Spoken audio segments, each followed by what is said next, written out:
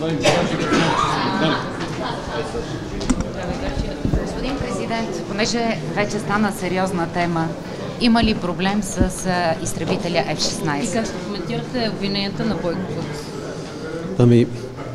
За F-16 платихме скъпо, чакахме дълго, ще го поддържаме много трудно и скъпо, но такъв беше изборът на господин Борисов в 2019 година.